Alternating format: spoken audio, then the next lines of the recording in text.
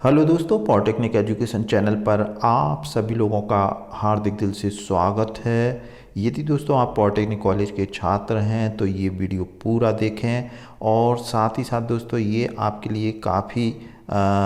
Useful होने जा रही है वीडियो, क्योंकि अधिकांश पॉलिटेक्निक कॉलेज के छात्रों को मालूम ही नहीं है कि आने वाली एग्ज़ाम में आपका प्रश्न पत्र में क्या क्या आने वाला है। तो दोस्तों जैसा कि दोस्तों आप सभी को मालूम है, मध्य प्रदेश के आरजीपीपी के जो सेक्रेटरी थे टी.के. श्रीवास्तव सर, उनका ट्रांसफ़र हो गया है और नए जो सेक्रेटरी बने हैं वो डॉक्टर प्रशांत जैन बने हैं। तो दोस्तों आप लोगों के लिए एक अवसर है, क्योंकि एक जो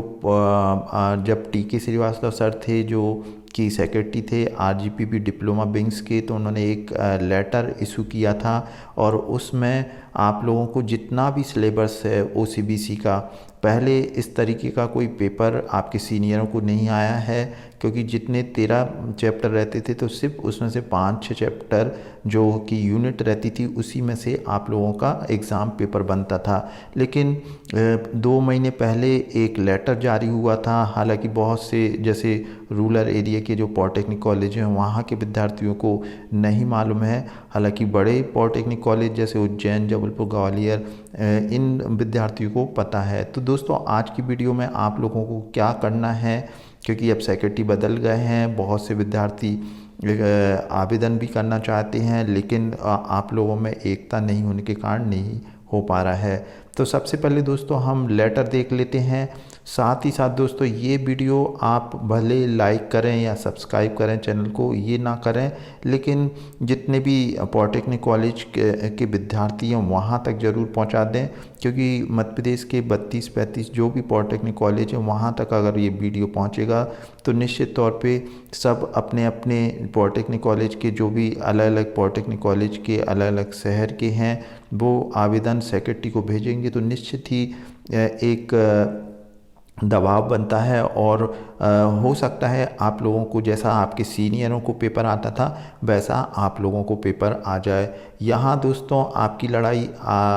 लड़ाई सेम आपको ही आगे आना होगा, नहीं तो आपका आने वाली एग्ज़ाम में काफ़ी नुकसान हो जाएगा। क्योंकि दोस्तों 13-14 यूनिट पॉलिटेक्निक कॉलेज के छात्र अगर पढ़ेंगे तो वो फिर एग्ज़ाम में किस तरीके से दे पाएंगे, क्योंकि 10वीं पास विद्यार्थी आते हैं और इतना ज़्यादा सिलेबस आप यदि देखें बीटेक का तो 5 या 6 यूनिट में से ही पेपर बनता है, जबकि आपका पॉलिटेक्निक कॉलेज है अभी जो फर्स्ट ईयर के बच्चे हैं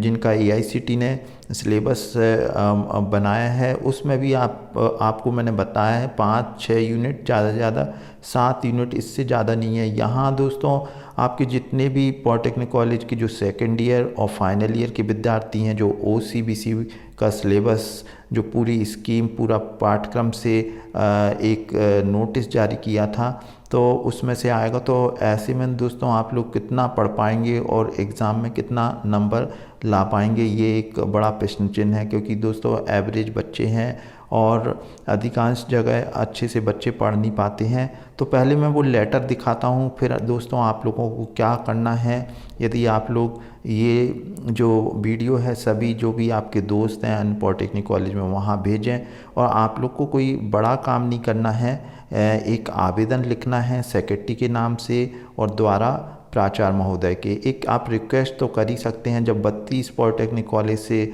जाएंगे आवेदन तो उस पर विचार ज़रूर करेंगे, क्योंकि अब ये नए सेक्रेटरी हैं और उनको भी मालूम है कि बीटेक में 6 यूनिट है और 7 यूनिट में से आता है और आपका 13-14 यूनिट से आएगा, तो आप लोगों को परेशानी तो निश्चित तौर से आएगी। तो पहले दोस्तों हम ये लेटर देख लेते हैं, और ये लेटर आप जब आवेदन लिखेंगे तो निश्चित तौर पे इसको आप इसकी छायाप्रति जरूर संकलन करें। और ये जो लेटर है जो आरजीपीपी ने जारी किया है इसको मैं डिस्क्रिप्शन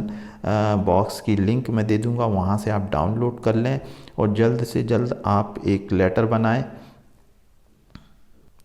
तो दोस्तों देखें ये लेटर आप लोगों को 1/9/2022 का है और यहाँ पे लिखा है प्राचार्य समस्त सह शिक्षा परीक्षा एवं निजी पॉलिटेक्निक महाविद्यालय और द्वितीय पारी सहित। यानी कि दोस्तों जितने भी मध्य प्रदेश के पॉलिटेक्निक कॉलेज हैं, चाहे वो पीटीटीसी वाले हों या फिर बॉयज़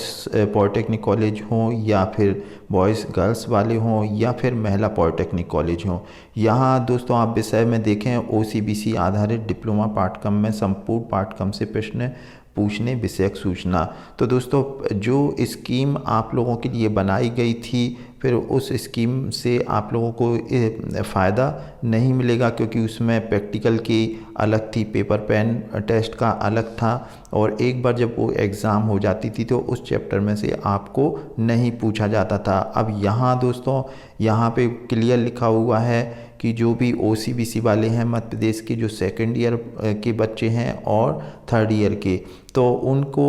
यहाँ पे लिखा है संपूर्ण पाठ्यक्रम से प्रश्न पूछने विषयक। और अगर आप यहाँ पर अंदर भी आप देख पाएँ तो यहाँ लिखा हुआ है कि जो अधिकांश इंजीनियरिंग डिप्लोमा पाठ्यक्रम की शैक्षणिक 19-20 से आउटकम बेस्ड पद्धति लागू किया जा चुका है। छात्र शिक्षकों और विशेषज्ञों से प्राप्त सुझाव, फीडबैक और पाठ्यक्रम को लागू करने में जाने में या वाली परेशानी मतलब समस्या, व्यवहारिक कठिनाइयों को विचार करते हुए विश्वविद्यालय द्वारा निर्णय लिया गया है कि भविष्य में ओसीबीसी पाठ्यक्रम आधारित समस्त आंतरिक और बाह्य परीक्षाएं इंटरनल एक्सटर्नल में से संपूर्ण पाठ्यक्रम से प्रश्न पूछे जा सकेंगे, अर्थात आंतरिक और बाह्य परीक्षा कार्य हेतु वर्गीकरण समाप्त किया जाता है। तो दोस्तों यहाँ पर इंटरनल एक्सटर्नल का जो वर्गीकरण है वो समाप्त हो जाएगा, और जितने 13 चैप्टर हैं, 14 चैप्टर हैं, तो उसमें से पूछा जाएगा। यहाँ दोस्तों आप लोगों का ही सबसे ज़्यादा नुकसान होगा, क्योंकि आप लोगों की जो परसेंटेज हैं वो सही से नहीं बन पाएंगे, क्योंकि इतना सिलेबस आप लोग कवर नहीं कर पाएंगे। कृपया इस सूचना को प्रमुखता से संस्था सूचना पे। अब दोस्तों आप लोगों को क्या करना है, ये जो है, जो भी आप आवेदन लिखें प्रति सेक्रेटरी के लिए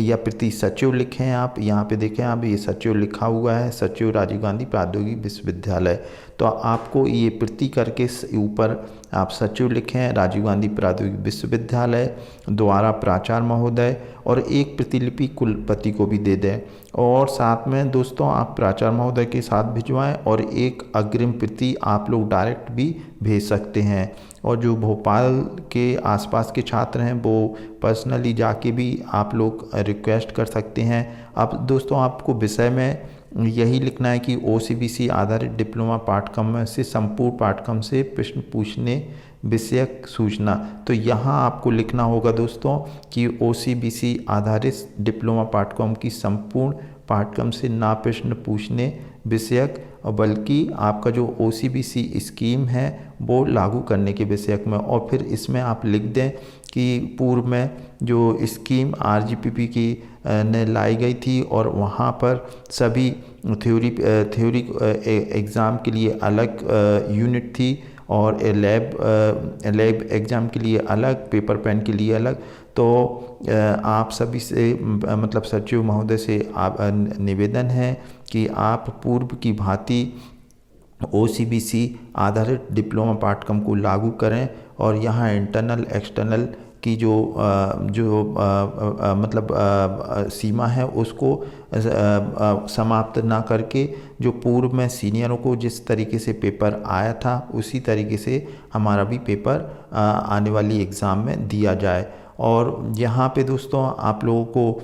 सचिव और कुलपति को लिखना है। तो ये आप जितने भी पॉलिटेक्निक कॉलेज के बच्चे हैं वो लिखेंगे तो निश्चित तौर से इसका प्रभाव पड़ेगा, और इससे मतलब इससे आप ही लोगों का फ़ायदा होगा। यदि दोस्तों आप लोग नहीं करते हैं तो यहाँ पर ये माना जाएगा कि आप लोग संतुष्ट हैं, और आने वाली एग्ज़ाम में संपूर्ण पाठ्यक्रम से प्रश्न पूछे जाएंगे। तो यहाँ पर आप ही लोगों का सबसे ज़्यादा नुकसान होगा, क्योंकि दोस्तों बीटेक में भी यूनिट जितनी हैं 5 से 6 यूनिट हैं या 7 यूनिट हैं। इसी तरीके से जो पॉलिटेक्निक के फर्स्ट ईयर के बच्चे हैं उनमें भी 6 से 7 यूनिट है। यहाँ पे दोस्तों जो ओसीबीसी वाले हैं, यदि आपका पुराना सिलेबस ही लागू रहता तो आपको भी कोई नुकसान नहीं होता। तो दोस्तों आप लोग थोड़ा सा प्रयास कर लें चूँकि मेरे पास काफ़ी विद्यार्थी आते हैं, पूछते हैं, तो मैंने आप लोगों को एक रास्ता बता दिया है कि कम से कम आप लोग कुछ ना करें तो एक एक आवेदन दें और रिक्वेस्ट करें। भोपाल के बच्चे जो भी हैं वो जाके पर्सनली भी कुलपति से मिल सकते हैं, और जो सेक्रेटरी हैं प्रशांजन उनसे भी मिल सकते हैं, क्योंकि इसमें यूनिवर्सिटी का कुछ भी नुकसान नहीं होगा, क्योंकि ये फाइनेंशियल मैटर ना हो के एकेडमिक मैटर है। तो ये पूर्व की भांति आपका पेपर आ जाएगा। तो यहाँ दोस्तों आप लोगों को एक आवेदन लिखना है, और आवेदन एक कोई अच्छा बना लें और उसमें ये जो प्रतिलिपि है इसको संलग्न कर दें, ताकि आप